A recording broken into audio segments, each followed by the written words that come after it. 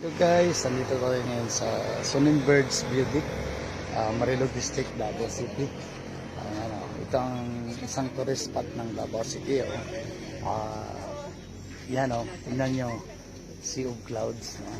Dapat on board na kayo dito 5 AM till 8:30 AM. Mawala daw yung dagatang ulap. Sea of Clouds. Yan guys, dagatang ulap. Ayan guys. Bali ano dito guys, bali ang entrance fee is 50 pesos, then free na hot choco or hot coffee. Then pwede rin may short order din sila, pwede rin kayo mag overnight dito. Pwede rin overnight. Bali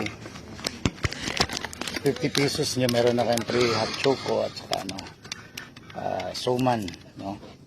Ayan. Tapos kung gusto nyo guys na mag overnight, pwede rin daw 1,700 pesos only, overnight na kayo, no?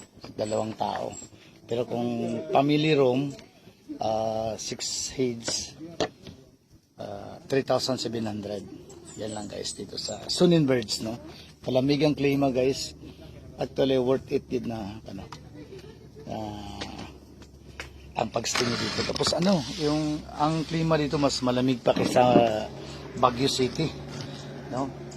Yung last year o 2019 pumunta kami ng Baguio City. Medyo mainit. Mas malamig pang klima dito sa Marilog District.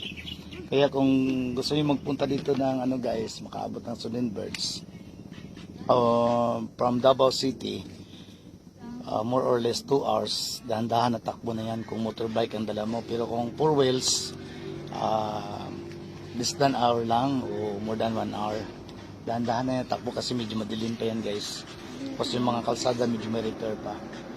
Then dapat 5 AM nandito na kayo para makikita nyo na yung formation ng clouds. Kagaya niyan, yan, medyo dandahan na siyang nawawala guys. Yan ang Sea of Clouds. Yan. Mayroon din silang itong short order na breakfast. Pwede rin kayo mag overnight. Yan yan, Sea of Clouds. Yan yan mga local tourists natin guys. Pero due to pandemic, i-observe din natin yung protocol ng IAT at saka yung DOH, face mask, face shield at saka social distancing. Yan guys, tingnan nyo ang Sea of Clouds. Napakaganda nito. Yan dito lang yan guys sa Davao City, Mindanao, Philippines. Ayan, mayroong nagtitiktok din siya. Yan galing, power masyado. Yan, TikTok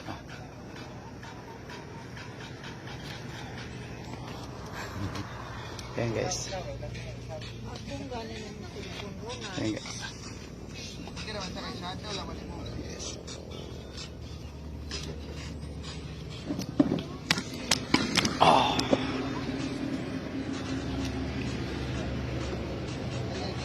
Nag-live din tayo ngayon guys. Marami na silang bibili.